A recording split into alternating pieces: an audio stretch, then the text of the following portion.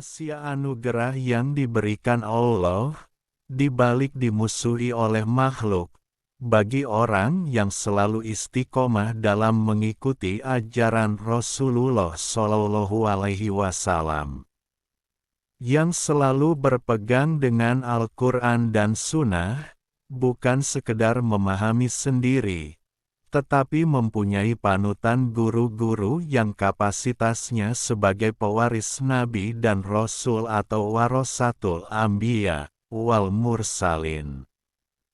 Coba diingat-ingat, para Rasul pembawa ulul azmi, pembawa risalah dari Allah, apa mereka tidak dimusuhi? Dimusuhi semua kan? Apa mereka itu salah membawa kitab, membawa kalam Allah? Tidak salah kan? Kok dimusuhi?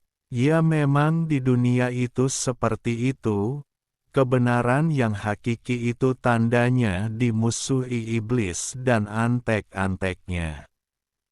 Rasulullah Shallallahu Alaihi Wasallam kurang apa?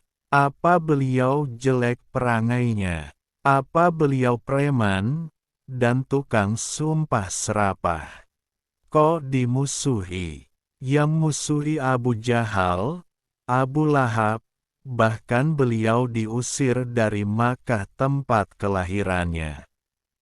Rasulullah Shallallahu Alaihi Wasallam itu semulia-mulianya manusia, manusia paling utama. Sudah disebut akan kelahiran beliau sejak Nabi Adam, beliau budi pekertinya mulia, tidak pernah berdusta, tak pernah mengumpat, semua perilakunya baik, tapi dimusuhi oleh umat di zamannya, dikejar-kejar mau dibunuh. Sejarah menceritakan, semua nabi itu, semuanya dimusuhi. Nabi Ibrahim dibakar, Nabi Musa dikejar-kejar Fir'aun, Nabi Isa mau disalib, dan banyak lagi kalau diceritakan, semua dimusuhi. Nabi Soleh, Nabi Nuh, dan semua nabi dimusuhi. Nah kalau saya dimusuhi itu wajar, mengingat semua nabi itu semua dimusuhi. Kalau dilihat dari kacamata iblis, kenapa semua yang benar dan hak itu dimusuhi? Karena di dalam semua orang itu ada iblis yang membisik-bisiki. Iblis hanya membisik-bisiki agar orang memusuhi yang sudah jelas hak dan benar. Kalau tidak benar malah tidak ada yang memusuhi. Kenapa? Karena iblis tidak membisiki orang untuk memusuhi. Malah kalau sudah sejalan dengan iblis, iblis akan berusaha melindungi. Tidak ada yang memusuhi Firaun, tidak ada yang memusuhi Namrud, tidak ada yang memusuhi Abu Jahal, tidak ada yang memusuhi Abu Lahab, dan lain-lain. Kalau dilihat dari sudut kacamata Allah, banyak maksud yang tersembunyi dari maksud kenapa orang yang baik itu dimusuhi, dan yang jahat itu tidak dimusuhi. Saya tidak tahu semua maksud Allah, teramat banyak rahasia. Saya akan coba menuliskan sedikit rahasia, misal kenapa orang baik itu dimusuhi. 1. Iblis sekalipun tidak akan bisa memusuhi manusia jika Allah tidak mengizinkan. Dan Allah mengizinkan iblis membisik-bisiki Abu Jahal misal, untuk memusuhi Nabi Shallallahu Alaihi Wasallam. Juga kita misal dimusuhi oleh orang lain, yaitu untuk menggembleng diri kita, agar kuat batiniah kita. Allah sedang membentuk kita menjadi mandiri, yang tahan celaan dan hinaan juga fitnahan. Allah mau membentuk Nabi Muhammad SAW atau kita, untuk mengemban tugas yang berat. Sehingga memberi izin iblis membisiki manusia yang fasik, agar memusuhi.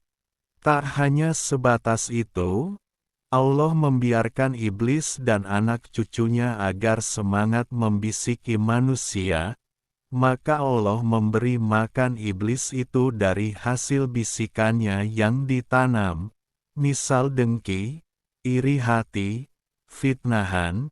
Jika sudah berupa perbuatan mencelakai, maka fitnah dan lain-lain itu bisa dipanen oleh iblis, bisa dimakan. Makanya iblis semangat dalam bekerja membisiki hati manusia agar panen biji bisikannya menjadi buah perbuatan mencelakai. 2.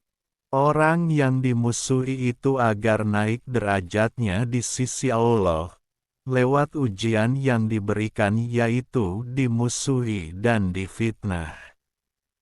Karena dengan adanya ujian, manusia baru bisa naik kedudukannya di sisi Allah. Tanpa ujian maka tak akan naik derajat orang di sisi Allah. 3.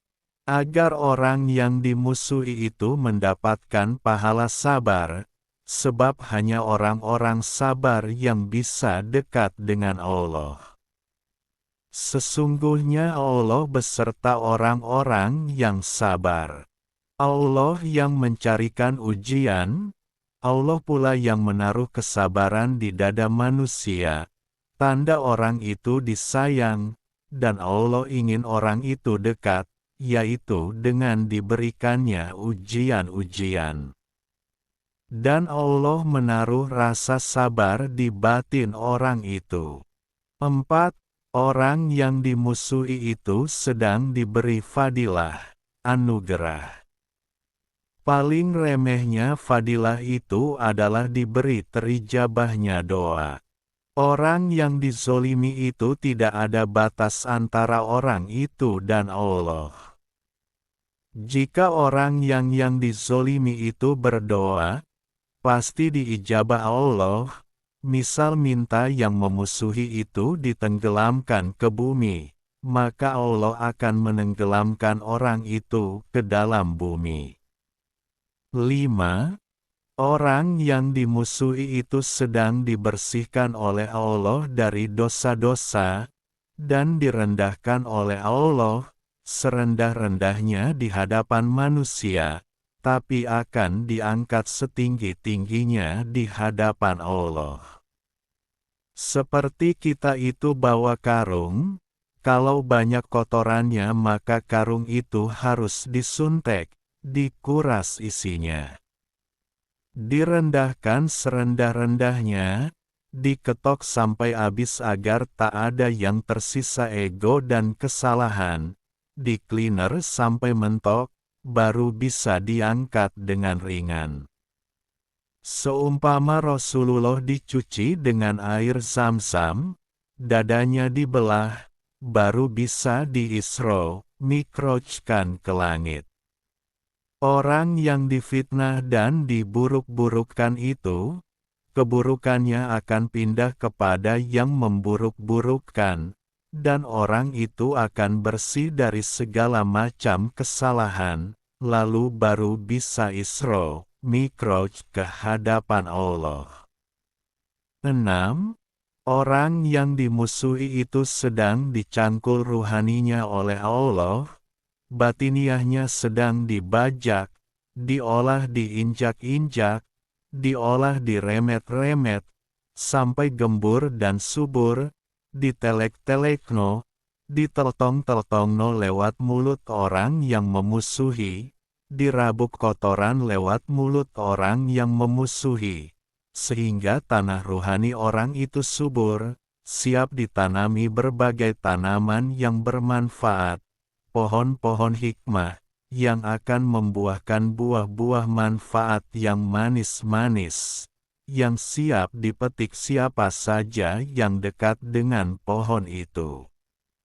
Buah-buah yang berkhasiat, yang akan menimbulkan solusi jalan keluar bagi setiap permasalahan hidup.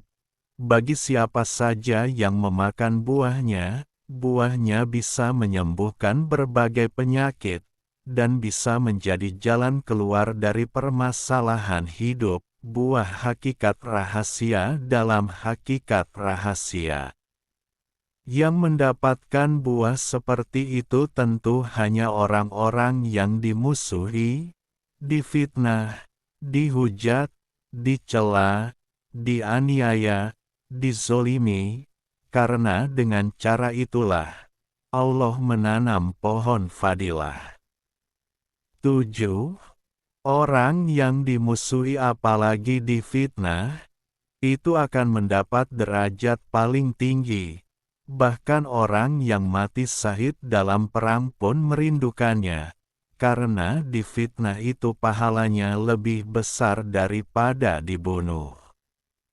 Difitnah itu besar daripada pembunuhan.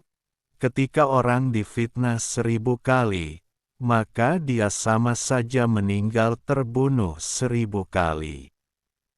Kalau dia difitnah karena memperjuangkan agama Allah, maka dia akan sama saja mati syahid 1000 kali. Orang yang mati syahid sekali saja sudah dapat jaminan langsung masuk surga tanpa hisab, apalagi yang meninggal 1000 kali syahid, maka 1000 kali masuk surga tanpa hisab, dan hanya difitnah, tidak harus mati. Maka orang yang tahu nilai difitnah, itu akan sangat senang ketika menerima fitnah.